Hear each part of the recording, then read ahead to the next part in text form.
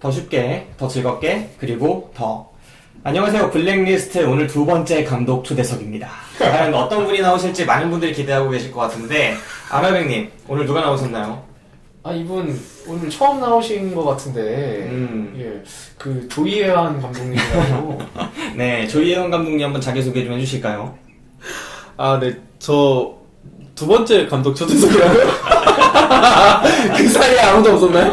네, 알겠습니다. 네, 두 번째 감독 초대석에 또 나온 조이호환입니다. 네, 우리 똥멍청이라고 여기서 활약을 해주시는 조이혜원 감독님이 자신의 두 번째 작품, 네, 불빛 아래서, 그게 확정된 제목인가요? 네, 확정됐습니다. 네, 이 다큐멘터리를 가지고 오늘 저희 블랙리스트 감독 초대석에 나오게 됐습니다.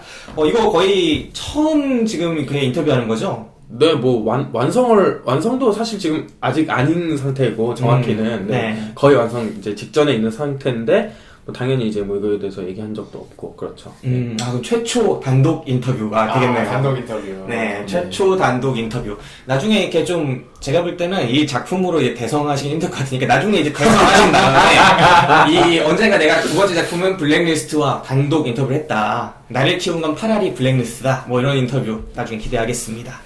자, 그러면 일단 우리 블랙리스트에서 다룰 이 불빛 아래서라는 작품 지금 완성이 어느 정도 된 상태입니까? 아, 지금 편집이 이제 가편본으로 해서 이제 버전이 나와 있고 이제 조금 더 편집을 해서 이제 색보정도 하고 이제 사운드 믹싱도 좀 더 하고 이렇게 해서 이제 후반 작업들을 조금 더 해서 뭐 사실상 저는 한 95% 정도 완성되지 않았나 생각하고 있습니다. 네, 오늘 이제 사실은 녹음이 저희가 7시부터 저녁 7시부터 해야 되는데 지금 시간이 9시예요. 감독님이 지각을 하셨어요. 그래서 제가 당부드리고 싶은 말은 몇 %쯤 진행됐냐 이렇게 말씀을 드리면 퍼센트로 답해주세요. 지금 이 앞에 얼마나 지금 알겠습니까? 네. 네, 이렇게 합시다. 감독 초대석이에요, 이거? 지금 디렉팅하고 있어요. 감독님이 디렉팅하고 있습니다. 감독 초대석인데 일단 2시간 지각한 감독에게 우리가 큰 그건 아량은 없다. 이 정도 말씀드리고. 아, 감독 초대석을 한다고 안 했잖아요, 오늘. 난 이거 그냥 뭐 서면 인터뷰인 줄 알고 왔는데. 아니, 서면 인터뷰인데 블랙리스트에 뽑을 건 뽑아야죠. 아, 진짜요? 네. 아, 네. 일단은 이 영광입니다. 영화 우리 이제 아나백님께서 사실은 진행자로서 많이 이제 영향을 키우고 있기 때문에 아나백이 먼저 이제 이끌어 보죠 한번 아, 뭘 이끌죠 도대체? 이 인터뷰를. 아, 그래요? 네. 아, 왜 제가 해야 되는 거죠? 아, 예. 네, 한번 해봅시다. 예. 아, 뭐 예고편 안 듣고 오나요? 이 영화 예고편 혹시 있습니까? 아, 네, 이번에 보냈습니다. 아, 트레일러 있구나. 네. 그럼 예고편 한번 듣고 오겠습니다.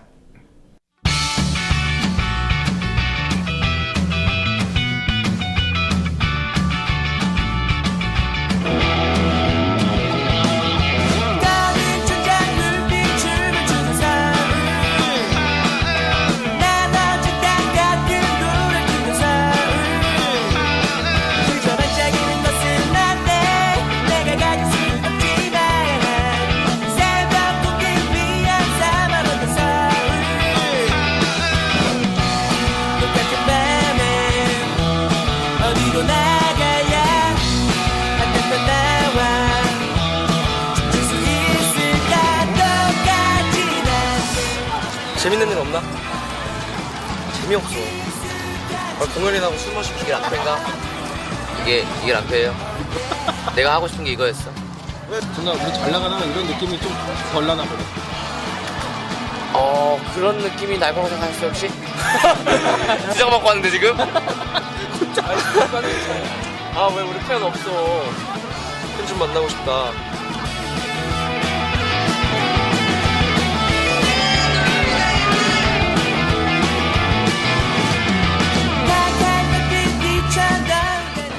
그런 생각이 너무 많이 드는 거야. 내가 레슨 하려고 기타 친 거 아닌데. 왜 내가 레슨만 겁나 하고 있지? 어쨌든 메이저 레이블 들어간 건데. 야, 메이저 레이블? 같은 소리 안 해, 진짜. 장난치나.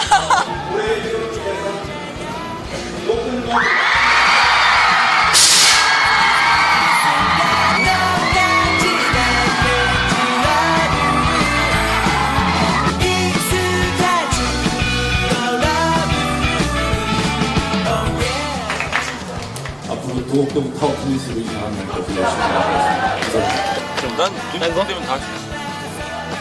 재미도 없어. 돈 때문에 막 하냐? 때가 음악하냐고. 형은요? 심정이. 나 저 때가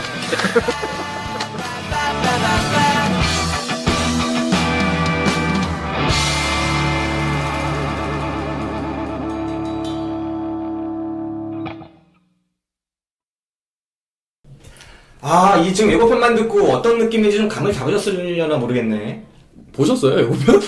네, 지금 예고편을 이제 들으셨을 텐데, 이 예고편 사실 음악만으로 일단 음성만 나가잖아요, 저희는. 그럼 음악만 지금 들으셨을 것 같아요. 그 속에서 대사만으로는 이 영화가 어떤 영화다를 추측하기가 사실은 좀 어려운 부분이 있을 것 같으니까. 대충 뭐 밴드 이야기지 않을까? 뭐 이런 것 정도는 추측이 되지 않나요? 네, 그렇습니다. 네, 이거를 사실 감독님이, 사실 감독은 이제 자기가 낳은 아이야. 그러니까 객관적 판단을 못 하실 수 맞습니다. 있습니다. 네. 그러니까 이걸 안화배기, 남의 아이를, 또 남의 아이를 또 부모 앞에서 대놓고 욕하는 것도 예의가 아니지만. 너네 왜 이렇게 못생겼냐? 이거 좀 애매한데. 한번 이제, 아직 우리 청취자분이 정확하게 어떤 영화인지 모르고 계시니까 한번 말씀을 해주시죠. 보통 이제 줄거리 소개하면은 제가 한 다음에 김 기사가 다시 하시거든요.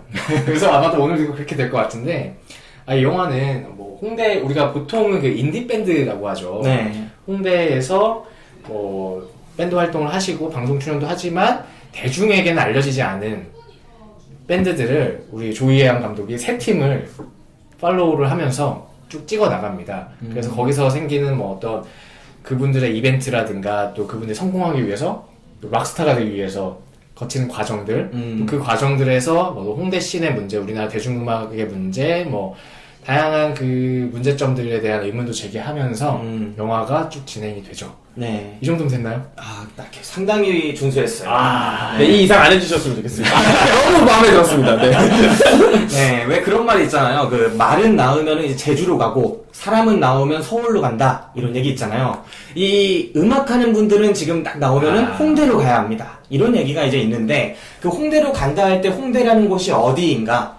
그리고 그 홍대라는 곳이 어떤 곳이길래 음악하는 사람들이 글로 가야 하나? 그리고 이런 말은 있는데 과연 이 말과 실상이 맞나? 뭐 여러 가지 볼 수 있는 거 아니겠습니까? 그렇죠. 우리가 또 이제 말은 낳으면 제주로 가야 한다. 뭐 이렇게 말하지만 제주로 가면 말 뭐 합니까? 죽어라 사람만 태우고 훈련만 받다가 죽는 수도 있어요. 그렇죠. 그래서 홍대라는 곳이 사실은 그런 적합한 곳인가? 누구를 위한 공간인가? 밴드를 위한 공간인가? 뭐 아니면 음악을 좋아하는 팬들을 위한 공간인가? 뭐 그런 거를 조금은 느낄 수 있는 다큐지 않을까라고 생각을 하면서 저도 보게 됐습니다. 일단 뭐 그 식상한 질문을 좀 던지자면은 이 영화를 어떻게 기획하게 되셨는지 아니면 혹은 어떻게 찍게 되셨는지 그걸 좀 여쭤보고 싶어요. 그러니까 일단 기획 자체는 굉장히 오래전에 했었고 이제 뭐 지금 정확한 기억으로 말하기 좀 애매한데 그때 이제 제가 뭐 그러니까 한마디로 말하면 제가 워낙에 음악 듣는 것도 좋아하고 이제 소위 말하는 홍대에서 이제 홍대 씬에서 그 클럽 공연을 다니면서 공연 보는 것도 되게 좋아했었는데 이제 그리고 뭐 또 하나 이제 결정적인 계기라고 할 수 있었던 거는 이제 제가 이 영화를 기획하기 전에 이제 미국에 이제 조금 오래 있으면서 이제 여러 공연을 보러 다녔던 시기가 있었는데 그 공연을 보고 와서 한국에 이제 홍대 클럽에서 다시 공연을 보게 됐을 때 좀 이제 다른 느낌이 들었던 게 그 전에는 그냥 원래 보던 거니까 별 생각 없이 봤다면 이제 미국에서 보고 와서 느낀 거는 미국에서 이렇게 하는 밴드들 소위 말해 팬층도 굉장히 두껍고 이제 대중들에게도 많이 알려져 있는 밴드들이나 그런 뮤지션들에 비해서 한국 뮤지션들이 굉장히 이제 부족할 게 없는 실력과 이제 음악 스타일을 갖고 있는데 왜 한국에서는 전혀 이렇게 소위 말해 성공의 그런 조짐이 보이지 않을까라는 이제 궁금증이 많이 들었었고 그래서 뭐 제가 뭐 영화를 만드는데 이제 기본적으로 가지고 있는 모토가 이제 내가 즐기고 내가 좋아하고 내가 관심 있는 것들을 소개하고자 하는 이제 모토가 좀 있기 때문에 그래서 내가 그러면 이렇게 좋은 것들은 좀 소개해야 되겠다라는 게 있었고 또 왜 이들은 성공하지 못할까에 대한 의문이 있어갖고 이제 기획을 하고 촬영을 하게 됐습니다. 네. 홍대 출신의 유명하게 성공한 밴드들 혹시 아는 밴드들 있으세요? 근데 요즘에 뭐 그 제가 아는 밴드 많지는 않은데 뭐 델리 스파이스, 언니네 이발관 뭐 요 정도만 압니다. 네. 근데 그분들도 뭐 홍대 출신, 홍대에서 맞죠? 네 맞습니다. 네 홍대 1세대라고 불리죠. 1세대. 소위, 예. 그러니까 김기사는 잘 모를 것 같은데 그 3호선 버터플라이 제가 되게 좋아하는데 사실 대중적으로 크게 알려지진 않았죠. 그렇죠 사실은. 네. 이렇게 봐봐도 그렇게 많진 않은 거 보니까 우리 조이해양 감독님이 그렇게 느끼셨다는 거는 알 수 있을 것 같고 그리고 다음에 이제 영화에서 새 밴드가 나오는데 왜 웨이스트 자니스, 웨이스티드 자니스. 예. 자, 세 밴드가 나오는데 웨이스티드 자니스, 로클론 라디오, 그리고 루터스? 루스터스. 아, 루스터스. 죄송합니다. 해체된 팀이니까 그렇죠. 네. 이렇게 세 팀을 선정하셨는데 이 세 팀을 선정한 기준이 뭐 또 따로 있을까요? 아, 이게 처음에는 사실 좀 더 팀이 있었고, 5개 팀을 촬영하고 있었는데, 그, 처음에는 이제, 일단은 그냥 좋은 밴드는 다 소개해야겠다라는 컨셉으로 촬영을 하고 있었는데, 그, 하다 보니까 중간에 약간 고민이 들었던 지점이 있었어요. 뭐냐면은 이제, 큰 틀에서 봤을 때 이제 인디 뮤지션이라고 불리긴 하지만, 소위 말해서 인디 뮤지션이기 때문에 우리는 뭐 대중적인 성공이나 그런 거 상관없이 우리는 우리의 코어를 계속 유지할 수 있는 그런 음악을 밀고 나갈 것이야 라고 이제 소위 말해 스피릿이 강한 밴드들이 있을 수가 있고, 그리고 또 한 가지는 이제 굉장히 이제 대중적인 음악을 하면서 대중적인 음악을 통해서 그 이제 많은 이제 청취자들에게 다가가고 싶어하는 그런 음악을 하는 밴드들이 있었는데, 제가 찍는 밴드들 중에서 이제 좀 저는 이제 스피릿이 강한 팀 같은 경우에는 좀 따로 내가 나중에 다루거나 그렇게 생각을 해야겠다라는 생각이 들어갖고, 조금 더 이제 대중적인 좀 이제 가능성이라고 할까요? 그런 게 좀 더 있거나 아니면은 조금 더 이제 대중 친화적이라고 할까요? 그런 밴드들을 중심으로 좀 이제 좁혀 나간 측면이 있습니다. 아, 그럼 이 세 밴드는 결국은 그 조이왕 감독님께서 접근 가능하고 선택을 할 수 있는 밴드 중에서 비교적 좀 친화적인, 대중한들한테 친화적인 음악 라고 제가 판단을 한 거죠. 네. 그런 밴드들이었다. 네. 일단 결론부터 말씀드리면 이 세 밴드 역시 모두 영화 속에서는 그 대중단 다가가지 못하죠. 뭐 한 밴드 정도가 가장 많이 근접했다고는 하는데, 물론 영화에서는 많은 사랑을 받고 하지만 이제 금전적인 부분에서는 좀 힘들다라고. 그게 못 다가간 거지. 아, 그런가요? 그게 못 다가간 거지. 자본주의에서 기준은 돈 아니겠습니까? 아, 네. 영화 속에서 대사가 나와요. 그 안지라고 흔히 불리시나요? 네. 안지라고 많이 부르는 그 보컬이죠. 웨스티드 자니스의 보컬, 여성 보컬, 유일한 여성이에요. 이 세 밴드에서. 그분이 그렇게 얘기를 하죠. 내가 하는 음악이 팝이었으면 좋겠다. 팝이 되면 좋겠다. 내가 원하는 건 그거다. 그러니까 사실은 저희 블랙리스트랑 지향이 거의 동일하다. 이런 게 내고 싶은 그런 기분이었어요. 프리 블랙리스트. 내가 내 맘대로 떠들어도 이게 곧 팝이 됐으면 좋겠다. 이게 평론의 기준. 그렇죠. 그런 거 있죠. 이제 내가 이 평을 하면은 영화사에서 이렇게 그냥 앞에 포스터에 박는 거. 블랙리스트 평점 몇 점, 추천 몇 점, 이거 박는 거. 근데 사실 이게 그거예요. 우리가 아까 코어 그리고 스피릿이라고 말씀하셨는데, 우리가 무조건 영합하고 우리 걸 굽히자 이게 아니라 우리가 원하는 걸 하면서도 그 사람이 그렇게 얘기하는 거잖아요. 우리가 원하는 걸 하면서도 그게 곧 많은 사람들이 즐기는 팝이 됐으면 좋겠다는, 그러니까 내가 하는 거를 하면서 그걸 좋아하는 사람도 있고 이게 인정받기도 하고 그랬으면 좋겠다는 류의 꿈을 꾸는 모든 이 세 밴드의 의견을 대표하는 말일 텐데, 사실 결과적으로 이 관점에서 보면 이루어지지 않습니다. 그렇죠. 네. 그러면은 그 감독님께서 생각하는 좀 뭐 너무 곧바로 본론으로 들어가는 것 같기도 하지만 좀 가장 큰 문제점이 뭐라고 생각하시게 되는 건가요? 이렇게 작품 찍으면서. 저는 그렇게 생각해요. 한마디로 말하자면은 미디어 노출이 너무 약하다. 뭐 물론 뭐 이제 뭐 유튜브를 통해서 사람들이 뭐 스트리밍이나 그런 걸 통해서 많은 거를 접하기도 한다. 뭐 이런 얘기도 있지만, 그럼에도 불구하고 사실 절대적인 대다수는 소위 말하면 매스 미디어의 영향을 가장 많이 받는 게 이제 대한민국의 현실인데, 그 상황에서 뭐 사실 소개될 기회가 거의 없다라는 게 가장 큰 문제라고 저는 생각을 하는 거고요. 영화 저번에 사실 시상식 얘기할 때도 약간 그런 얘기가 나왔었지만, 작은 영화라고 불리기도 하지만 어떻게 보면은 이제 작품성 있는 영화들이 사실은 소개받을 기회가 굉장히 적어지는 게 또 사실이고, 소위 말해 이제 몇몇 블록버스터에 이제 치중되는 것처럼 이제 음악판 안에서도 그런 분위기가 계속 있기 때문에 사실은 이들이 안 되는 거 아닌가라는 생각이 들었던 거죠. 네. 음악판 안에서의 분위기라고 지금 말씀을 하시면 특정 음악 장르한테 그 미디어 노출 기회가 집중적으로 간다, 이 부분을 말씀하시는 건가요? 네. 그러면은 미디어 노출을 받지 못하는 수많은 다른 장르들의 음악의 경우에는 사실은 충분한 실력이 되고 충분히 주목받을 만한 가치가 있는데, 그러니까 예를 들어서 우리가 영화 얘기할 때처럼 나 다니엘 블레이크나 그 정도까지는 아니더라도 우리들이나 그것도 아니더라도 충분히 가치 있는 작은 영화들이 많은데, 여기선 작은 음악들이 있는데 소개받지 못하는 부분이 있다. 그 얘기를 하시는 거죠? 네, 그런 측면이 있고요. 특히 또 음악 같은 지점은 또 영화랑 또 다른 게, 영화 같은 경우에는 사실은 돈을 투자한 만큼의 어느 정도 이제 비주얼적으로 보여지는 차이가 분명히 발생하는 지점이 있잖아요. 근데 사실 음악 같은 경우에는 그렇지는 않거든요. 사실 소위 메이저라고 하는 사람들이 만드는 음악이나, 소위 이제 작은 음악이라고 불리는 이제 이들이 만드는 음악이나, 사실 들어가는 돈은 오히려 이들이 더 많을 경우가 많아요. 음악 자체에 쓰는 돈은. 그리고 그 음악의 퀄리티만 보기엔 그렇고, 사실 차이가 나는 지점은 이제 홍보나 그런 마케팅에 들어가는 비용 정도의 차이가 발생을 하는 건데, 홍보나 마케팅의 비용 같은 경우에도 사실 돈을 많이 쓰고 싶어도 쓰지 못하는 측면도 있는 거죠. 기회가 없으니까 쓰고 싶어도 쓸 수가 없는 것도 있고요. 네, 그 부분이 주로 영화 후반부에 많이 들어가는 것 같아요. 영화를 보다 보면은 한 중후반까지는 그 느낌을 전혀 받지 못하다가, 그렇죠. 네. 후반부에 들어서 그 이야기를 이제 직접적으로 이제 등장인물들이 하죠. 주로 이제 웨스트 디자니스가 그 차 안에서 한다거나 그런 얘기를 하잖아요. 탑밴드에 우리가 얼마나 진출을 했고 몇 초 나오고 몇 분 나왔지만 실질적으로는 뭐 이렇게 안 되고, 그리고 이런 기회를 얻는 팀들조차 매우 소수다, 이런 얘기들이 오고 가는데, 왜 그 중반부나 전반부까지는 그 미디어나 이런 부분에 대한 비판이 거의 안 이루어지지 않았나. 네. 네, 사실은 그런 측면이 있는 것 같아요.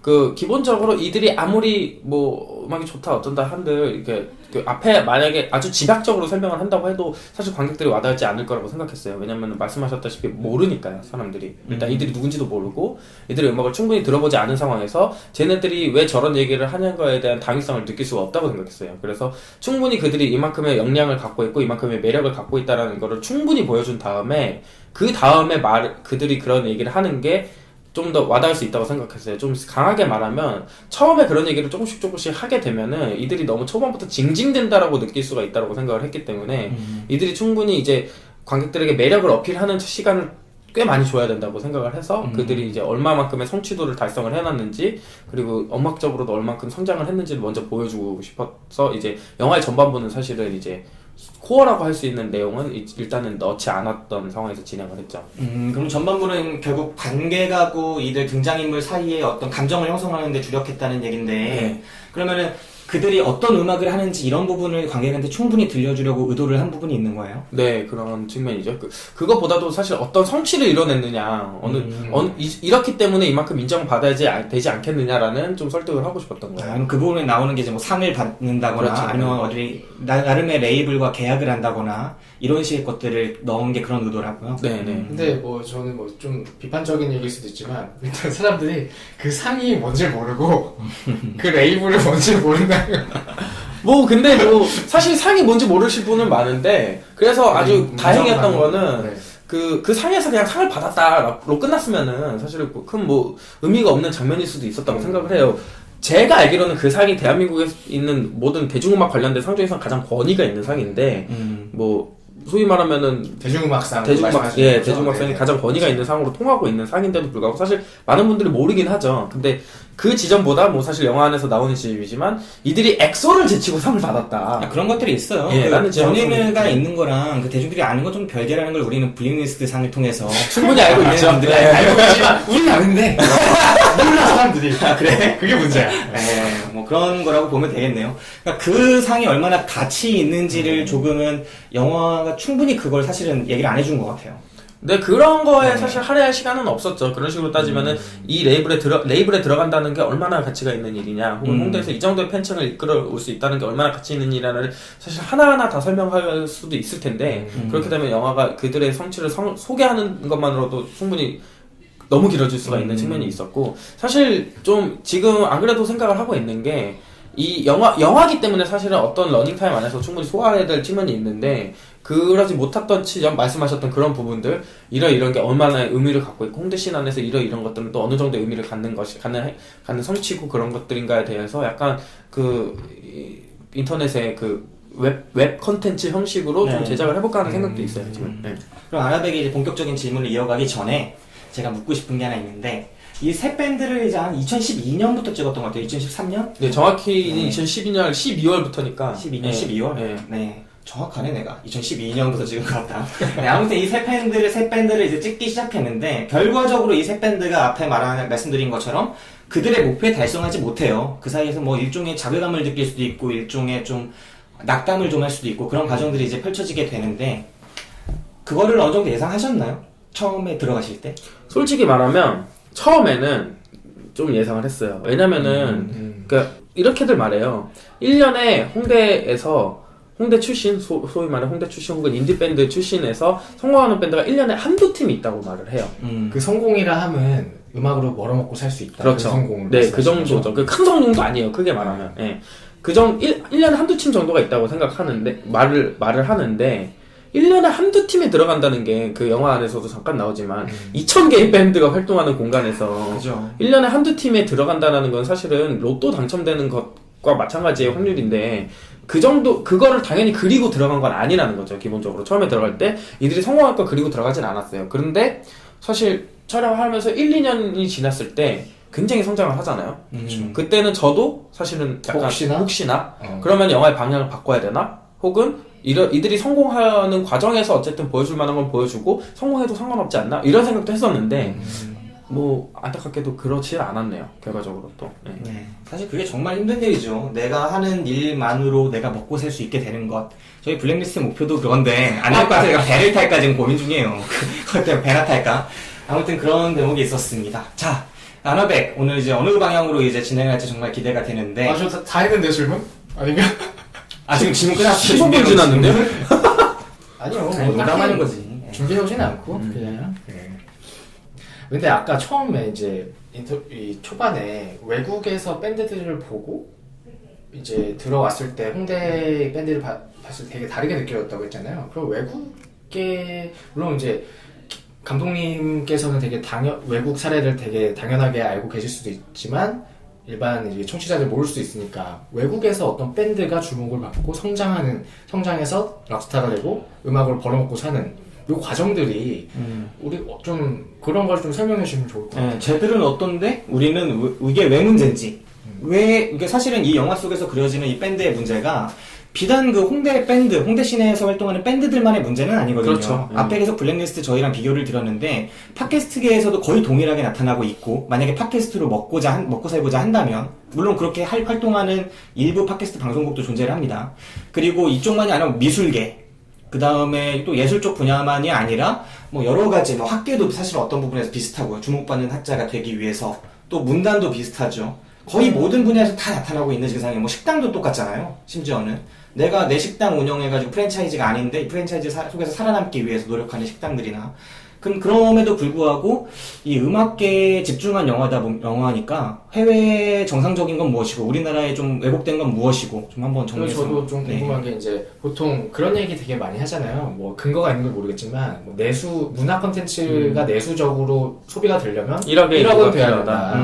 그래서 일본 같은 경우는 그게 충족되기 때문에 가능한데 그러니까 이게 매스미디어 노출뿐만 아니라 이 시장 자체가 너무 작아서 그런 거 아닌가 뭐 그런 생각. 그런 얘기가 사실 많은데 사실은 우리나라 시장이 저는 어떻게 보면은 엄청 큰 시장인데 좀 쏠려 있어서 문제라고 생각을 하는 게 예를 들면은 외국 같은 경우에는 일단 기본적으로 로컬 시장이라고 하죠. 그게 굉장히 잘 돼 있다고 보면 돼요. 로컬 시장이 잘 돼 있다고 하는 말은 뭐냐면은 이제 그 지역에서 이제 예를 들어서 홍대에서 활동하듯이 홍대에서 활동해서 어느 정도 이제 반응을 이끌어 모으고 예를 들어서 영화 안에 등장했던 루스터스 정도의 이제 팬층을 이끌어 모으게 되면은 그때부터는 일단 기본적으로 클럽에서 공연하는 돈 자체에서 차이가 나요. 클럽에서 공연을 했을 때 이제 들어올 수 있는 액수가 많이 들어오는 거죠. 왜냐면은 기본적으로 로컬 어디서부터 어디가 그러니까 닭이 먼저고 달걀이 먼저고 뭐 그렇게 따지고 들어가면 어디가 먼저인지 저도 사실은 뭐 자세히 연구해본 건 아니니까 모르지만 기본적으로 로컬 라디오들이 굉장히 잘 돼 있어요. 그리고 로컬 라디오들이 우리나라처럼 뭐 팟캐스트 위주로 이렇게 뭐 소위 말해 수다 위주로 이렇게 편성이 돼 있는 게 아니라 음악 방송국들이 굉장히 많이 있어요. 굉장히 많이 있고 사람들이 기본적으로 이제 전국 방송을 많이 듣질 않아요. 라디오에서 그걸 듣는다기보다 자기 지역에서 라디오를 듣는 편인데 자기 지역 라디오 중에서도 아주 장르가 세분화돼서 어떤 채널을 틀면 어떤 장르가 나오고 어떤 채널을 틀면 어떤 장르가 나오고 이런 식으로 돼 있어갖고 자기가 원하는 라디오들을 들으면서 거기서 자기가 원하는 음악을 계속해서 이제 새로운 걸 구해서 들을 수 있는 이제 사이클이 이제 갖춰질 수가 있는 거고 그리고 그런 자기 지역에서 자기 지역의 클럽을 가면 들을 수 있는 음악들이 계속해서 라디오를 통해서 소개가 되다 보니까 그 이제 뮤지션들을 보거나 듣기 위해서 지역에 있는 공연장을 찾아가는 경우가 많고 예를 들어 우리나라 같은 경우에는 전국에 있는 소위 말해 인디 음악을 좋아하는 사람들이 홍대에 모인다고 하지만 그럼에도 불구하고 클럽들이 꽉꽉 차지 않거든요. 근데 거기는 이제 그야말로 로컬 클럽들인데도 꽉꽉 차요. 그런 정도의 차이가 있죠, 기본적으로. 그러면은 로컬에서 유명해지면 네, 바로 이제 어떻게 돼요? 조금 더 상위 레벨의 이제 조금 더 규모가 큰 방송국에 가서 계속해서 이제 라이브를 할 수 있는 코너들이 굉장히 많이 있으니까 거기에 계속해서 쓸 수가 있게 되는 거고, 그 라이브 코너에 한번 진출을 하면은 또 로컬에서 열리는 조금 더 큰 규모의 뮤직 페스티벌에 쓸 수 있게 되는 거고, 거기서 쓸 수 있게 되면 당연히 돈도 좀 더 많이 받거니와 조금 더 이제 전국적인 더 큰 데 알려줄 수 있는 방송국이나 또 페스티벌 같은 데 나가고 공연할 수 있는 기회가 생기고, 그러니까 기본적으로 로컬이 잘 다져져 있다 보니까 조금 더 큰 기회로 나갈 기회도 많이 있고, 로컬이 잘 다져져 있는 것도 이유가 되지만 큰 방송국에서도 이제 다양한 음악을 소개할 수 있는 플랫폼이나 방송들이 굉장히 이미 많이 있는 상황인 거죠. 그게 없어지지 않는 상황이고, 어떤 기간 동안 어떤 음악이 유행을 하고 어떤 음악은 좀 인기가 없어질 수 있겠지만, 그렇다고 해서 예를 들어서 재즈 음악을 전문적으로 방송하던 방송국이, 그 방송국이 우리 음악이 요새 재즈가 인기 없으니까 폐국을 하거나 그러지 않는 거죠. 그것 때문에 사람들이 어차피 자기 방송들을 들어주고 있으니까.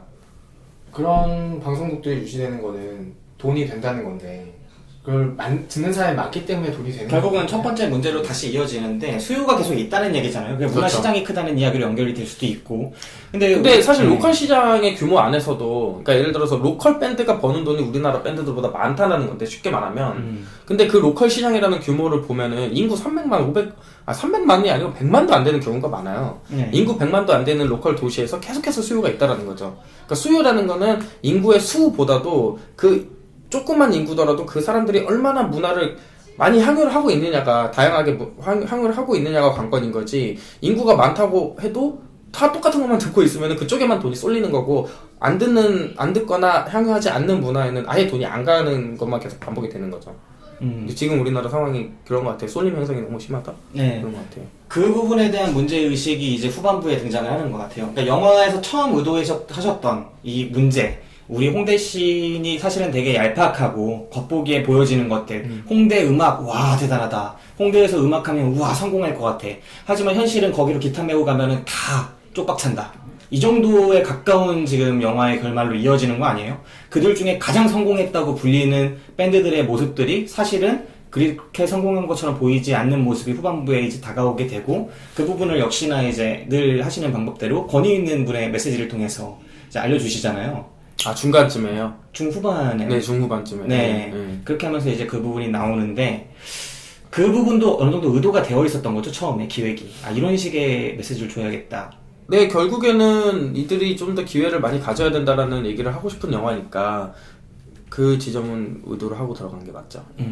만약에 이들이, 제가 촬영하고 있는 밴드들이 성공을 했었어도 네. 그 얘기는 할 수 있었을 것 같아요. 성공하는 와중에 사실 성공이라는 게 약간 소위 말해 너무 로또 터지듯이 성공을 하는 거지. 일종의 발탁 개념이. 네, 발탁 개념으로 느껴지잖아요. 성공이 되는 거지. 소위 말해 무한도전에 나와야 성공하는 거거든요. 그러니까 이 영화에서 보여지는 건, 제가 볼 때 이 영화에서 말하고 있는 건지는 알 수 없어요. 하지만 이 영화에서 보여지는 것 중에 하나는, 찾으실 수 있는 것 중에 하나는, 홍대 씨는 뮤지션을 성공시킬 수 있는 전혀 씬으로서의 그걸 가지고 있지 못해요. 전혀 어떤 일종의 시장을 형성하고 있지도 못하고, 그들을 더 나은 소위 말해 로컬 시장으로서의 역할도 충분히 수행하지 못하는 거예요. 허상에 가까운 거라는 걸 영화가 어느 정도는 비춰주고 있다고 생각이 되죠. 그렇기 때문에 홍대 씬을 통한 성공하는 사람들은 뭐 예전에 크라잉넛 같은 아주 특출난 존재가 나오지 않는 이상 거의 오디션 같은 프로그램, 대중 매스미디어와 영합된 그쪽에게 발탁되기를 기다리는 존재 정도로 약간 무력하게 그려지는 모습들이 있죠. 그 속에서 약간 방황하는 청춘들, 낙담하는 청춘들이 계속 그려지는 거고. 사실 조금 영화 만들면서 내내 사실 좀 고민도 많이 했고 좀 걱정도 많이 했던 부분이 그런 지점이거든요. 그러니까 러프하게 말하면은 말씀하신 것들 그렇고 제 생각도 되게 그게 맞는 것 같아요. 그게 맞는 것 같은데, 그럼에도 불구하고 어쨌든 한국에서 서브컬처를 이루는 그 시장 혹은 씬 중에서 가장 이제 지금 현재 가장 의미 있는 씬을 내가 이런 식으로 어떻게 보면 매도라고도 할 수 있는 건데 그렇게 판단을 해도 되는 걸까라는 생각이 있었는데, 그래서 되게 걱정을 많이 했어요. 소위 말하면은 홍대 씬 안에서 솔직히 이 세 밴드, 뭐 루서스는 사실 해체가 했기 때문에 뭐 아니라고 할 수 있겠지만, 홍대 씬 안에서 웨스트라이스나 그 로큰롤라디오 같은 거는 굉장히 성공한 편에 속하는 밴드인데, 그 밴드를 내 자의적으로 성공하지 못한 밴드라고 판단하는 게 옳은 것일까에 대한 생각도 굉장히 많이 했는데, 좀 힘이 많이 됐던 거는 이들이 그런 말을 많이 해줬어요 저한테. 멘트 영화에도 많이 나와요. 네, 영화에도 많이 들어가기도 했고 뭐 카메라에 안 담겼을 때도 네 맘대로 해라. 네가 보는 게 맞는 거다. 뭐 아니면 아닌 거고 뭐 싫어할 사람들이 있겠지. 근데 뭐 이 판 안에서 생각 다른 사람들도 있는 거고 그러니까 크게 생각하지 말고 네 맘대로 해라라고 했는데 솔직히 아직도 그들한테도 보여주지 않았기 때문에 그들 반응도 사실 되게 걱정되는 거 있어요. 솔직히 말하면. 예. 네. 그 저는 좀 궁금했던 것 중에 하나가 영화를 이제 계속 찍잖아요. 그런 목적 하에 어느 정도는 찍어가는 것 같아요. 맨 처음에는 이들의 모습들, 이들이 얼마나 힘든 상황, 열심히 음악을 즐기고 열정도 있고 나름의 성공, 나름의 무대가 계속 주어지는 어느 정도 클래스 있는 그런 밴드로서 홍대에서 계속 자리를 가져가고 있지만 사실은 홍대 씬 자체가 매우 얄팍하고 구조도 형성되어 있지 않은 허상에 가까운 것이기 때문에 그 충분한 수익이 마련되지 않고 그런 모습들을 제 생각에는 조금 더 가까이 다가가서 비출 수 있었을 것 같거든요. 예를 들어 그들이 얼마나 수익을 거기서 받고 또 그 돈으로 어떻게 그 배분을 한다거나 그리고 다음 공연을 어떻게 찾아 나서고 그런 모습들이 좀 그려질 줄 알았는데 그 부분에는 좀 관심이 없었던 것 같아요. 관심이 없었다기보다는요. 네. 사실은 제가 이제 취사 선택을 또 중간에 한 건데 그게 그러 보면 2014년쯤에 되게 많이 했던 것 같아요. 네. 왜냐면 사실은 조금 더 구조적인 얘기를 많이 하고 조금 더 이 씬이 갖고 있는 문제점에 대해서 내가 좀 더 파고들어야 되지 않을까라는 생각을 굉장히 많이 했었는데 제가 그때 내린 결론은 일단 두 가지의 측면의 결론을 내렸는데 네. 일단 첫 번째는 어쨌든 주인공이 있는 캐릭터 다큐라는 거예요. 인물 중심인 다큐라는 거였고 그렇기 때문에 그리고 내가 처음에 이 영화를 시작했을 때 의도가 뭐 이 씬에 대한 그런 나의 생각을 좀 펼치고 싶다라는 것도 있었지만 그거보다도 이 매력적인 사람들을 소개하고 싶은 게 더 많았지 않습니까? 그렇기 때문에 이들의 매력을 소개하는 안에서 구조적인 문제를 조금 엿볼 수 있게 만들자라는 결론을 내렸고 처음부터 계속 그걸 느꼈었던 것 같아요. 네, 그 두 가지. 네, 그리고 또 한 가지가 뭐였냐면은 사실은 어느 정도는 조금 더 논쟁적이거나 조금 더 위험한 이야기를 좀 담고 싶기도 했어요. 사실 뭐 그들이 아주 이제 판 안에 깊숙이 들어있는 존재들이다 보니까 들을 수 있는 얘기들도 많고 그렇지 않습니까? 그 소위 말하면은 사실 지금도 말할 수는 없어요. 지금도 이제 공식적으로는 말할 수 없는 건데 뭐 소위 말해서 매스 미디어들이 그들을 사실 착취하는 게 아주 구조적이고 굉장히 깡패스러워요. 그 불법적인 것도 있고 사실은 근데 그게 이제 공식적인 건 아니니까 이렇게 말할 수 없는 거예요. 근데 그거를 좀 더 파고 들어볼까라는 생각도 사실은 했었어요. 근데 그것도 약간 내가 그걸 할 수 있을까라는 생각도 당연히 있었고 그리고 그걸 한다고 하면은 내가 지금까지 이들을 인물을 중심으로 찍어온 다큐 자체를 완전히 갈아엎어야 되는 건데 그게 맞는 걸까라는 생각을 해서 결국에 그런 쪽은 안 하기로 한 거죠. 그리고 만약에 그런 거를 다루는 뭐 다큐멘터리가 나온다면 좋을 것 같지만 일단 저는 이번에 안 했습니다. 예. 그러면 이건 결국 후반부에 그 매스미디어에 대한 이야기가 나오긴 하지만 그리고 그거 전문가분이라거나 아니면 극중 인물들의 이야기를 통해서 매우 강한 어조로 후반부에 들어서는 말을 하거든요, 사실. 그렇지만 가장 논쟁적이지 않은 부분만 넣은 거예요. 네, 그렇게 얘기를 하고 있지만 영화 중간에 오히려 관객이 먼저 느낄 만큼 이 영화는 홍대 씬 자체를 파고들거나 아니면 매스미디어 쪽을 파고들 것 같다, 전체 시장의 구조적인 문제를 파고들 것 같다라고 생각했던 다큐에서 양쪽의 선택을 안 하고 결국 캐릭터 다큐로 쭉 흘러가고 후반부에 오히려 그들의 입을 빌려서 이 부분을 이야기하게 하는 선택을 했다는 거, 이 부분에 좀 결과물을 봤을 때 좀 만족스러운가요? 자신의 선택이? 뭐 저는 그들의 입을 통해서 사실 징징대지 않는 느낌의 선에서 잘 마무리를 했다라고 생각을 하고 그리고 불편하지 않을 정도로 소위 말해 보는 사람들이 불편하지 않을 정도로 그러니까 호기심이 많은 관객이 본다면은 굉장히 아쉬울 수 있지만 네. 호기심이 많은 관객이 아니라 제가 상정한 그냥 음악을 좋아하는 그리고 음악 그 뮤지션들의 관심이 있는 사람들이 보기에 불편하지 않을 정도로 하지만 생각은 해볼 수 있을 정도의 여지만 줄 정도로 만들었다고 생각하기 때문에 만족은 하고 있습니다. 네. 저는 가장 궁금했던 게 그거예요. 캐릭터 다큐라는 거는 저도 느꼈어요. 세 개의 밴드. 사실은 한 밴드의 경우에는 좀 중간에 흩어지지만 어쨌든 세 개의 밴드에서 출발해서 그들의 이야기를 풀어내는 밴드인데 앞에 말씀드렸던 것처럼 어떤 종착역이 정해져 있다는 느낌을 계속 받았거든요. 그리고 그 종착역이라는 게 일종의 그 구조적인 문제로서 아까 그 어느 정도는 성공하지 못할 걸 예상했다. 그리고 내지는 뭐 이런 얘가 하는 음악이 팝이 되길 원하는 이들의 입장에서는 성공하지 못하면 좌절하는 거에 일종에 가까운 부분이거든요. 그리고 이런 종류의 결말이 예정되어 있는데 단순한 캐릭터 영화라고 보기엔 좀 다른 부분이 있지 않나.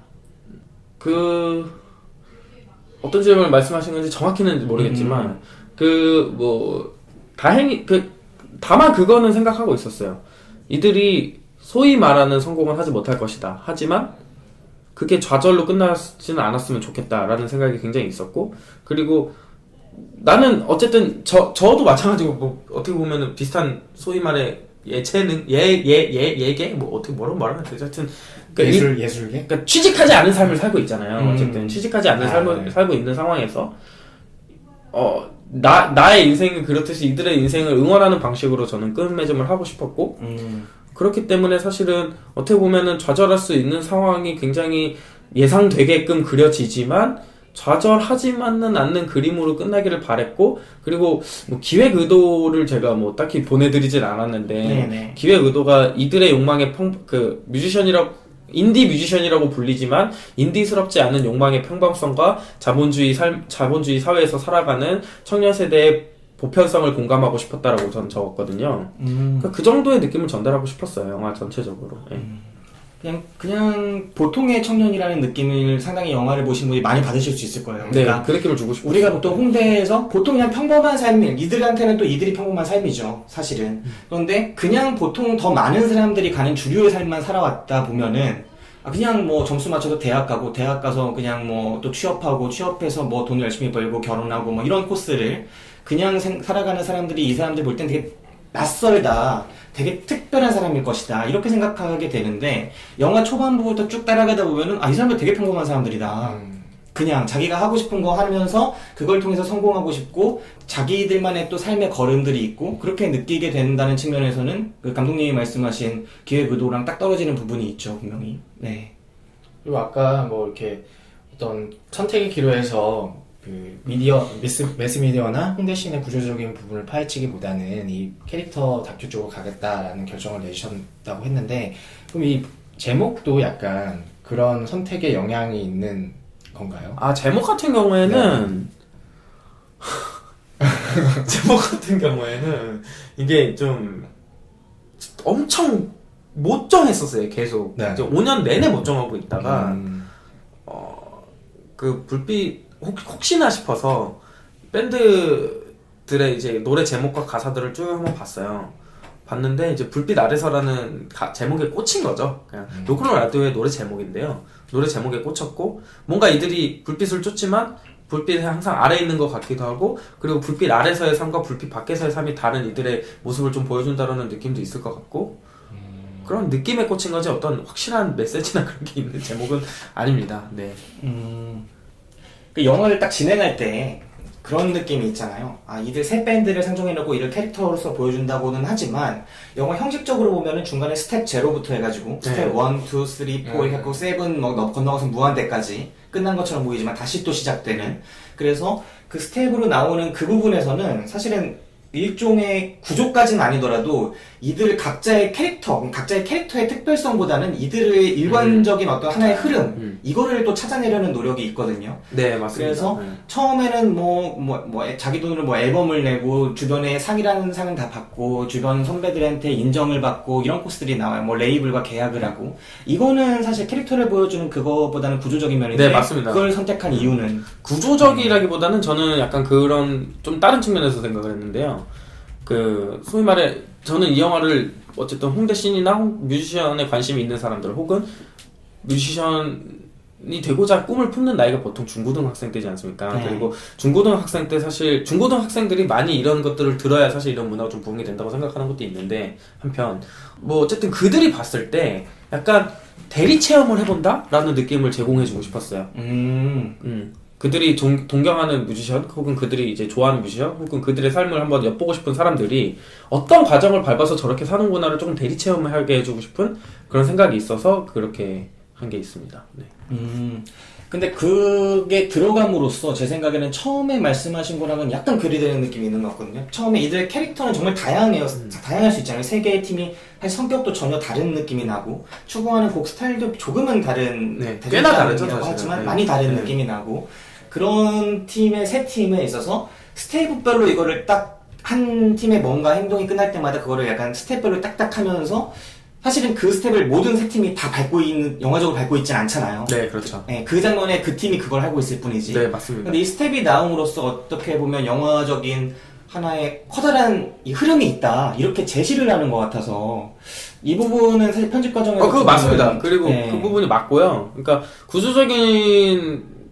구조적으로도 이 밴드가 이런 행동을 하는 게 구조적인 측면에서 이런 포지셔닝에 있는 거다라는 걸 보여주는 측면이 당연히 있었고, 그리고 구조적인 측면에 굉장히 이렇게 파고들진 않았지만 네. 그거를 단편적으로나마 생각할 수 있는 여지는 줘야 된다고 생각했기 때문에 는 게 맞고요. 네. 그 대리 체험 해본다라는 것도 분명히 있고, 이제 구조적인 단편을 엿볼 수 있게 만들고자 하는 것도 있었던 거고. 네. 그러면 그 스텝이 이제 마지막으로 치달아가면서 결국은 이제 무한대, 뭐 그러면서 결국은 이제 뭐 이쯤 돼서는 보통의 뭐 밴드 영화는 끝나겠지만 하면서 마지막 부분이 약간 열린 결말이랄까? 좀 어떤 느낌을 의도하셨어요? 이 결말은 사실은 그 전까지가 보통 사람들이 느끼는 이 영화의 결말일 거라고 생각을 해요. 네. 그 예를 들어 그 락앤롤 라디오의 그 통통하신 분 있잖아요. 네. 기타 아주 멋스럽게 치시는 그분이 이제 공연을 하면서 되게 재밌는 춤을 추시면서 전 그 부분이 엔딩 포인트라고 봤거든요.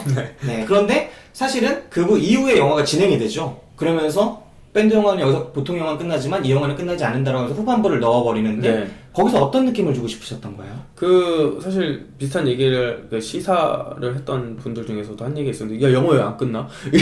왜 다시 시작해? 이런 얘기를 하신 분도 있었는데, 네. 그러니까 그 느낌을 주고 싶었던 거예요. 그러니까 이렇게 그 뭐라 그래야 되냐, 이렇게 우리가 흔히 아는 시나리오대로 끝나지 않는다라는 느낌을 주고 싶었고요. 일단 아, 이 영화는 좀 특이한 영화다 이런 느낌이에요? 이 영화가 특이하다는 게 아니라 이 영화는 현실을 반영하고 있다. 근데 현실은 어느 순간에 이렇게 딱 분절돼서 끝나는 게 아니지 않느냐라는 느낌을 주고 싶었던 게 있고요. 그리고 그 이후에 보여지는 모습들은 사실 그냥 뭐 사는 거지 뭐 이런 느낌이거든요, 사실은. 그러니까 거기서 조금 더 이제 그 뒷부분에 아마 이런 대사들도 들어있고 하잖아요. 뭐 그냥 뭐 요새 사는 게 다 이런 거지 뭐 우리만 이런 게 아니잖아, 이런 얘기도 들어있고, 사실 그 부분에서 그들을 뮤지션에서 한 발짝 벗어나서 그냥 일반 청년들하고 같이 대화를 하는 느낌으로 완성을, 그냥 마침을 짓고 싶었던 거죠. 그러니까 봐라, 뭐 지금까지는 뮤지션들의 이야기였고, 근데 알고 보면 뮤지션들도 우리랑 같은 그냥 똑같이 사는 애들이야 라는 느낌을 주면서 끝나고 싶었어요. 그리고 어떤 성공을 했건 성공을 하지 않았던 그게 끝이 아니라 어쨌든 계속 하는 거야, 계속 이어지는 거야 라는 느낌을 주고 싶었어요. 네. 아나백 이 영화 쭉 보면서 제일 기억에 남았던 장면이라고는 한번 이야기해보고 싶었던 장면 있으세요? 저는 제일 기억에 잘 남았던 장면은 명대사라고 생각하는 거. 98년도부터 북을 쳤어. 햇사람. 네. 그 그럼 뭐 하냐? 락앤롤 라디오의 드러머. 네, 그러니까 영화 후반부에 락앤롤 라디오가 굉장히 성공한 밴드이지만 아직도 힘들고 뭐 약간 초반 인기 거품이 빠진 것 같아 뭐 이런 얘기를 하다가 너는 왜 밴드를 하니? 너는 왜 계속 하니? 라고 이제 락앤롤 라디오의 드러머에게 묻죠. 굉장히 당황하다가 뭐지? 하다가 나 할 게 없어서 98년도부터 내가 북을 쳤다.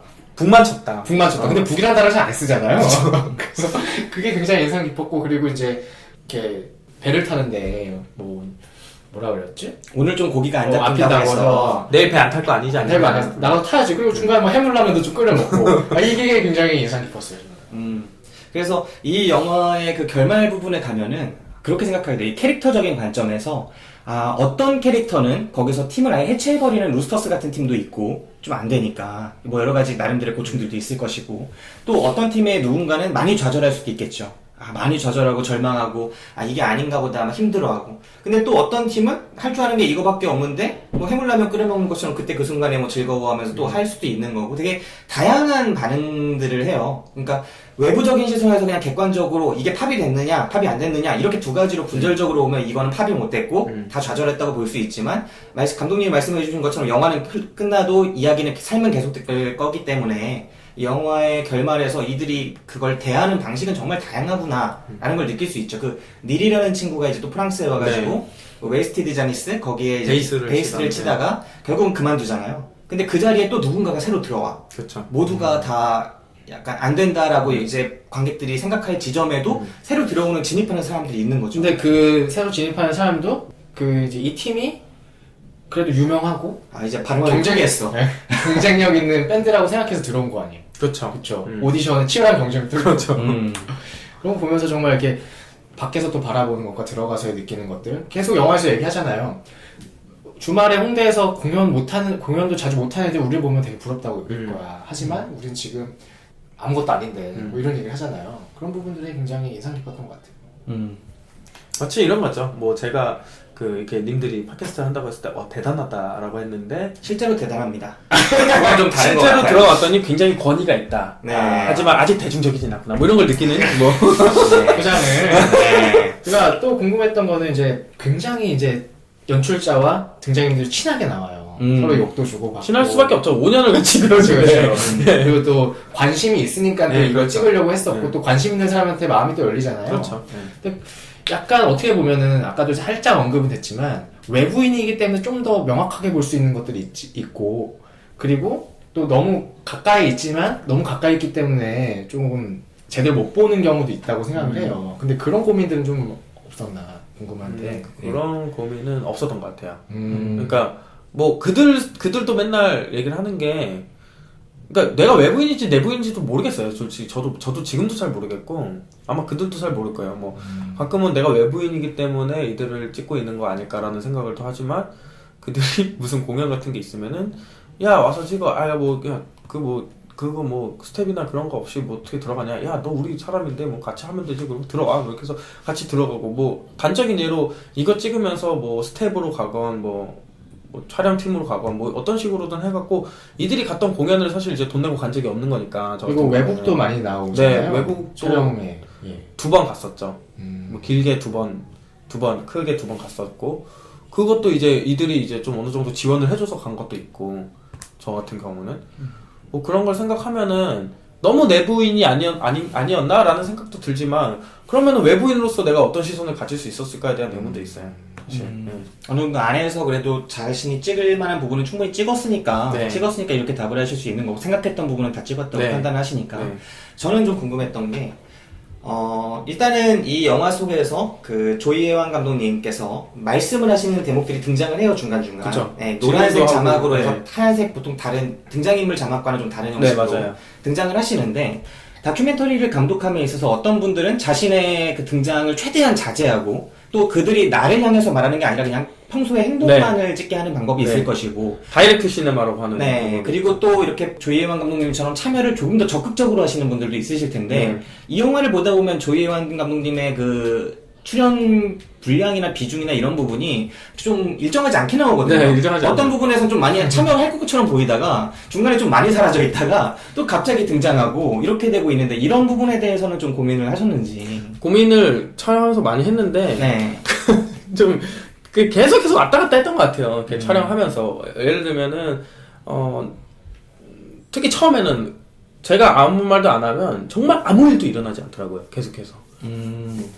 그러니까 뭐 다이렉트 시네마를 하시는 분들 굉장히 존경스러운 게 그냥 카메라를 대놓고 있는 거거든요. 네. 무슨 일이 터질지 모르고 뭐 그런 상황에서 계속 대놓고 있는 건데 저는 그럴 때마다 정말 아무 일도 벌어지지 않아요. 말도 안 해요. 사실은 이들이 되게 말이 없어요. 기본적으로. 그러니까 이 세 밴드의 루서스를 제외하면 네. 이 두 밴드는 사실 그들끼리 말을 별로 하지 않아요. 네. 그야말로 직장 동료인 거예요. 음. 직장 동료들끼리 일할 때 빼고 말 많이 합니까? 절대 안 하지 않습니까? 말을 안 해요. 그렇기 때문에 내가 무슨 말이라도 걸어서 대화에 물꼬를 튀게 하고 그럼으로써 이제 대화가 이루어지면 그걸 찍는다라는 컨셉으로 많이 촬영을 했었는데 어느 순간 내가 너무 많이 개입한다는 생각이 든 거예요. 그래서 말을 안 해봤어요. 네. 말을 안 해본 경우도 있고 근데 말을 안 해봤을 때 건진 것 중에서 좋은 거를 사용하는 경우도 있었던 거죠. 근데 또 대부분의 경우엔 말을 안 하면 아무 상황도 또 벌어지지 않아요. 그들끼리 기본적으로 대화를 별로 안 합니다. 그렇기 때문에 결국은 내가 총대가 될 수밖에 없었다. 네 그리고 대충 영화를 보시면서 아마 느낄 수도 있는데 밴드가 다 모여있는 상황에선 진짜 극도로 말이 없고요. 네. 그나마 이제 한두 명이 저랑 같이 있는 경우 한 명 1대1로 같이 있는 경우 이런 경우에만 말이 계속해요. 계속 대화가 이어져요.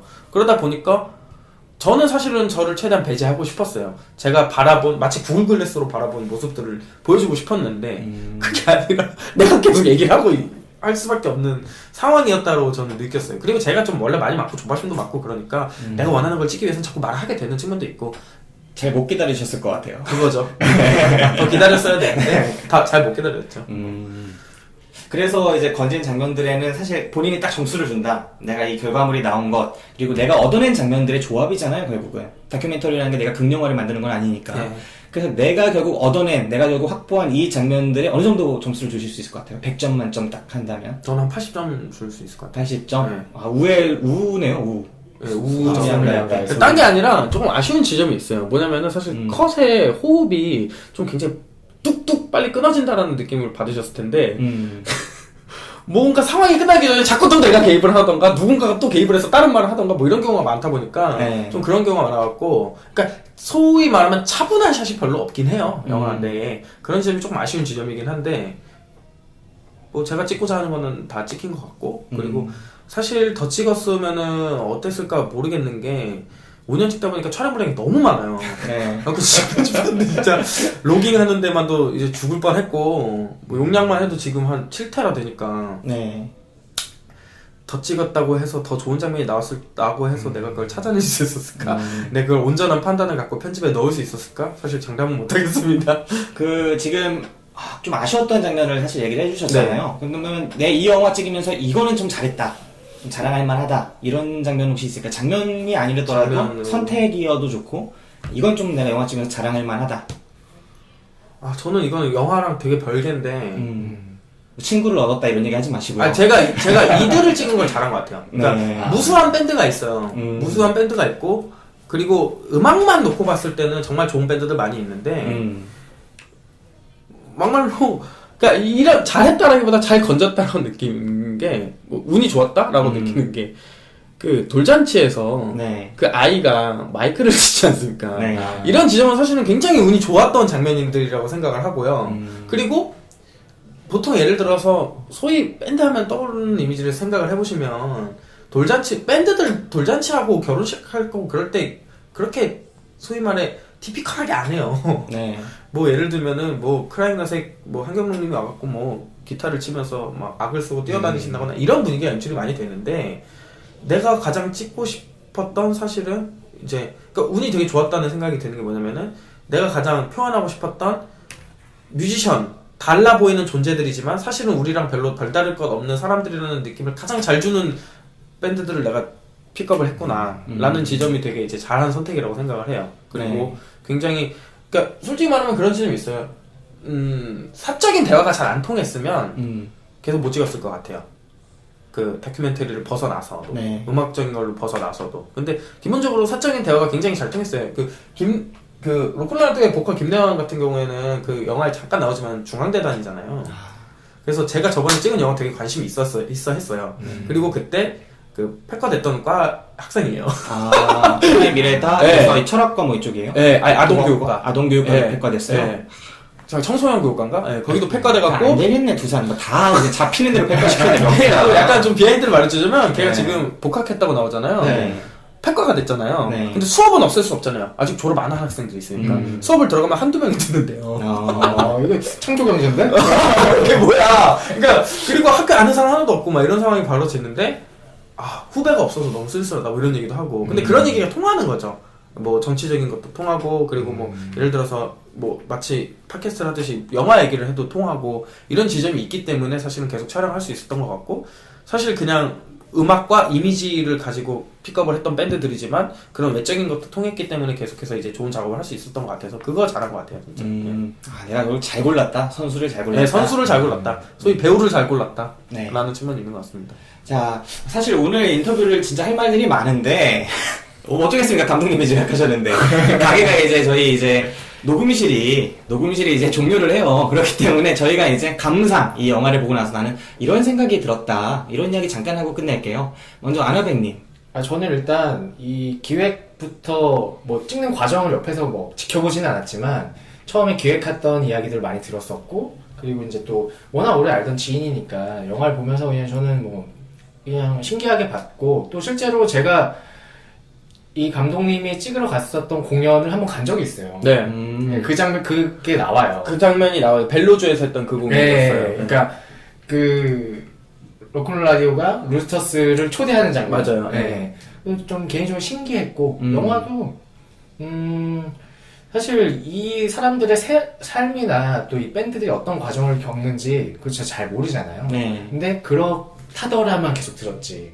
실제적으로 아 이렇구나를 볼 수 있었던 것 같아서 굉장히 저는 재밌게 봤고요. 그리고 경연이 되게 많구나 생각보다 우리가 생각하는 뭐 슈퍼스타 K나 위대한 탄생 뭐 이런 것뿐만 아니라 굉장히 많은 오디션 그 프로그램이 있구나. 물론 방송에 안 나가지라도 그런 거 보면서 되게 새로운 분야를 보게 된 것 같아서 저는 재밌게 봤습니다. 네. 그런 오디션 프로그램들이 진짜 뭐 우리가 아는 슈퍼스타 K 그리고 탑밴드 같은 경우는 여기에 나오고 실질적으로 그거 말고도 아주 작은 오디션 프로그램들도 많이 등장하는 걸 봤을 때 한편으로는 그 생각을 하게 되죠. 정말 처절하구나. 저 밑에 오디션 프로그램에 저만큼 많은 지원자가 몰릴 만큼 그만큼 처절한 시장들이 있구나. 시장이라고 할까? 어떤 풀이 있구나. 처절한 풀이. 그리고 그 오디션 프로그램의 특성상 승자는 한 명뿐이잖아요. 그렇죠. 네. 그리고 그게 아주 매스미디어를 타는 경우에는 중간 과정에서의 그 비춰지는 모습만으로도 이 혜택을 보는 경우가 있지만 반대인 경우도 네, 있죠. 반대인 경우들도 많기 때문에 오히려 더 많기 때문에 그런 것들을 좀 느낄 수 있었던 것 같아요. 이 영화에서 중간 부분은 사실 오디션 프로그램이 많은 부분을 차지하고 있으니까 네 그랬던 것 같습니다. 저는 이 영화를 보면서 그 생각을 했어요. 이들이 처음에 고민하는 거 모두가 이제 다 비슷할 것 같은데 젊은 청춘들 그리고 특별히 꿈이 있는 친구들은 다 비슷할 것 같은데 내가 정말 하고 싶은 거를 해서 돈도 벌고 성공도 하고 싶지만 실질적으로 자리가 그만큼 없는 경우가 매우 많죠. 자리가 그렇게 많았다면야 뭐 누구나 성공할 수 있고 누구나 그렇게 할 수 있겠지만 사실 1000년에도 그랬을 거고 1500년에도 그랬을 거고 2000년에도 그러고 있는 거예요. 네. 지금만 특별히 어렵다고 생각하지 않고 예전부터 똑같이 이런 구조적인 문제는 있었을 겁니다. 하지만 이 시대에 특별히 더 왜곡되고 부조리한 부분이 앞에 말씀해주신 뭐 로컬 시장이 발달하지 않았다, 뭐 대안적인 시장이 있다. 분명히 구조적인 문제가 아닌 본질적인 측면에서의 어려움 이상의 구조적인 문제가 그거에 가중시키고 있는 부분이 있다면 그 부분을 좀 개선할 수 있지 않을까.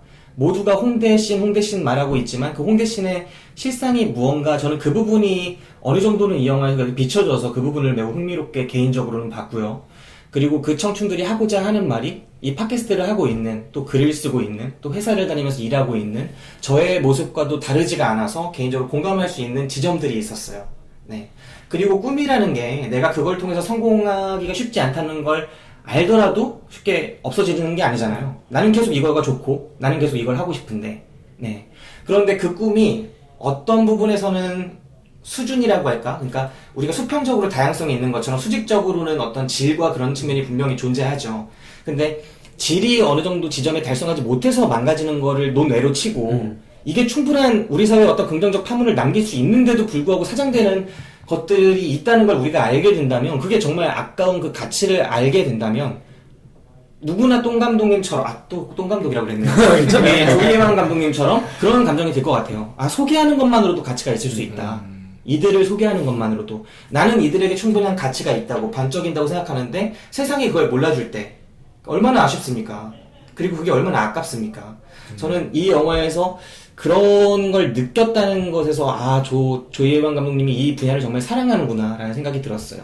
다만 이제 아쉬운 점을 좀 하나쯤 말씀드리자면 개인적으로는 이 영화를 보고 나서 그들이 이 캐릭터에 집중한 영화이기도 하니까요. 이 캐릭터가 저한테는 충분히 매력있게 와닿진 않았던 것 같아요. 그리고 그걸 생각해봤더니 이들이 그 꿈으로서 추구한 그 락 음악들 그게 영화 속에서 과연 충분히 표현되었느냐 뭐 충분히 한 곡을 완곡을 듣기를 원하는 게 아니라 영화에서 아주 짧게 그냥 이들이 음악을 하는구나는 알고 지나갔지만 이들이 어떤 음악을 하고 있구나 이거는 좀 못 느꼈던 것 같아요. 개인의 성격 차만큼 음악적 차이가 보여지지 않았고 네, 그런 부분이 좀 아쉬웠습니다. 네. 자 이제 한 남은 시간 동안 이제 똥멍청이 감독님께서 마지막에 똥멍청이는데 네, 이 영화에 대해 사실 못다한 부분이 있다면 딱 축약해가지고 마지막 인사를 한번 해봅시다. 못다한 부분이요? 네. 뭐 말씀하셨던 것처럼 사실은 각 밴드의 음악의 차이를 되게 잘 드러내는 방식도 많이 생각을 했었고 초반 부분에 뭐 여러 가지 사실 영화라는 특성에서 다 담아낼 수도 있었겠지만 저는 약간 한계가 있다고 생각해서 못 넣은 지점들이 많이 있습니다.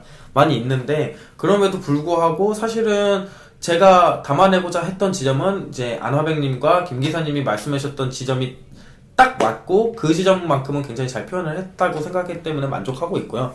뭐 부족했던 부분이 만약에 좀 있다라고 생각이 들면 저도 그런 부분이 좀 있다고 생각이 들기 때문에 그런 부분은 차후에 약간 좀 이제 추가 보너스 형식을 계속 인터넷에 푸는 형식으로라도 좀 이제 보강을 해볼 생각은 있기 때문에 좀 그런 것도 한번 기대해 주시면 좋을 것 같고, 뭐 일단 이 영화 자체가 당장 이제 공개될 걸로 이제 예정돼 있는 것은 마치 이들이 그 공연이 언제 잡힐지 모르고 돈 벌 기회가 언제 생길지 모르는 것처럼 저도 지금 당장은 사실상 없습니다. 일단 뭐 2월에 전시 상영이 기획돼 있긴 하지만 그거는 이제 사실상 제가 여는 것과 다름없는 거니까 그거를 제외하면은 사실 없고요. 그거 말고는 기회가 없지만 뭐 앞으로 언젠가는 사실은 이런 거를 느끼기 위해서 관객분들이 좀 볼 수 있었으면 좋겠네요. 네, 어떤 방식을 통해서 관객들이 이 영화 난 이 방송 듣고 좀 보고 싶다 이런 경우에 어떻게 볼 수 있을까요? 방법이 있나요? 일단은 지금으로서는 일단 각종 영화제에 내볼 생각이고요. 네. 뭐 각종 영화제에 내면은 2017년에 열리게 될 영화제에서 볼 수도 있고 못 볼 수도 있습니다. 그리고 2017년에는 일단 영화제들을 기다리면서 따로 이제 배급이나 개봉을 고민해보진 않을 거고요. 2017년 이제 하반기 정도 됐을 때 이제 어떻게 하면 관객들을 좀 더 만날 수 있을지는 그때 가서 또 고민을 해볼 예정입니다. 네. 아, 그럼 혹시 이 영화 찍고 나서 지금까지 수입이라고 할 만한 게 있나요? 영화 찍고 나서요? 네. 이 영화를 통해서요? 뭐 있을까요? 영화가 완성이 안 되는데 어떻게 지원받거나 그런 것까지 지원받거나 뭐 아, 제작비. 제작 지원은 받은 게 있죠. 이 영화 드는데 총 제작비라고 할 때 그게 어느 정도 들었어요? 총 애매할 것 제작비는 같은데, 사실 인건비를 빼느냐 넣느냐에서 굉장히 큰 차이가 나버리는데 그러네요. 일수가 많으니까. 네, 일수가 많으니까. 근데 저번에 러프하게 계산했을 때는 인건비를 넣어버리면 이제 스텝들 해서 계산해서 인건비를 넣어버리면 한 2억 5천 나오더라고요. 스텝이라고 하면 그 편집 과정에서 들어가는 건가요? 촬영 스텝이라고 하면은 본인은 제외하고 네. 촬영을 쓰셨어요? 네, 아니 보시면은 엔딩 스크롤을 보시면 알 수 있습니다. 아. 네. 이 영화가 좀 특별한 게 그러니까 기본적으로 제가 다 찍었어요. 이게 전작 같은 경우에는 이게 촬영 기법이 이 영화 중간에도 조금씩 달라지는 부분이 있고, 사실 전작인 사람은 미래다 그 영화를 보면 이제 그 폴 그린그래스 감독의 핸드헬드 기법을 많이 차용을 하잖아요. 다큐멘터리임에도 불구하고. 근데 이번에는 비교적 그런 부분이 없었다가 것처럼 보이다가 중간중간 잠깐씩 또 핸드헬드가 들어가는 부분이 있어서 거의 다 핸드헬드로 찍었어요. 그런데 그럼에도 불구하고 특별히 폴 그린그래스처럼 약간 술 먹고 찍은 것처럼 찍는 게 있잖아요. 그런 부분이 분명히 있죠. 네. 근데 좀 그런 부분은 다른 분이 찍으신 건가요? 그런 경우도 있고 제가 찍었는데 좀 술을 먹고 찍은 경우도 실제로 있고 뒤풀이 장소나 뭐 그런 데서 찍은 거. 네, 루스터스 찾아가는 장면이라거나. 그거는 딴 분이 찍은 게 맞아요. 딴 분이 찍은 거예요? 그건 딴 분이 찍은 감독님이 저기서 게임하는데 옆에 같이 계시더라고요. 네, 나는 그때 같이 게임을 하면서 이제 라포를 나누는 시간, 공감대를 형성하는 시간을 갖고 있었죠. 네, 알겠습니다. 자, 이 영화에 대한 뭐 여러 가지 평이나 또 뭐 하고 싶으신 말씀은 댓글을 통해 남겨주시면 좋을 것 같습니다. 저희는 이제 녹음실을 나가야 돼요, 지금. 네, 방송 마치도록 하겠습니다. 지금까지 저는 김기사. 아나백 조예환이었습니다. 네, 지금까지 들어주신 여러분들 감사하고요. 블랙리스트와 함께 오늘을 즐거워합시다.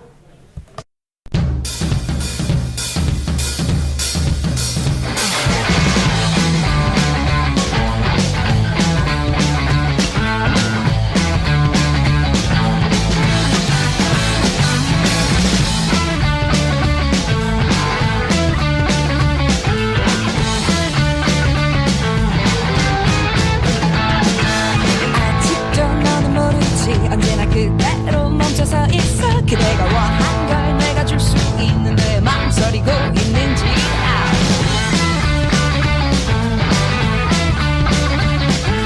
시간은 쉬지를 않고 내 맘이 조급해지고 하지만 내게도 기회를 줄게 내게 준 너의 뜨거운 밤 난 기다리고 있어 키스 너의 키스 뜨거웠으면 좋겠어 뜨거웠으면 좋겠어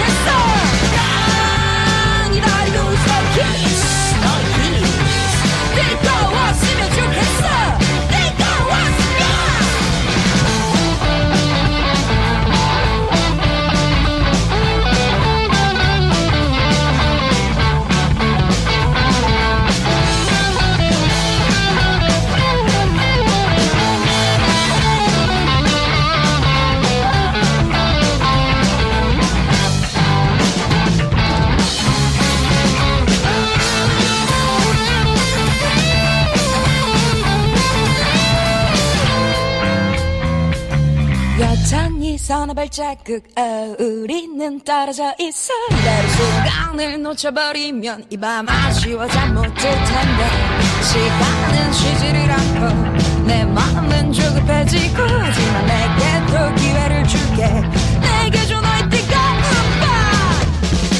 밤 기다리고 있어 키스 너의 키스 뜨거웠으면 좋겠어 뜨거웠으면 좋겠어 기다리고 있어 키스 너의 키스 뜨거웠으면 좋겠어 뜨거웠으면 오늘은 너의 곁에서 잠들고 싶은데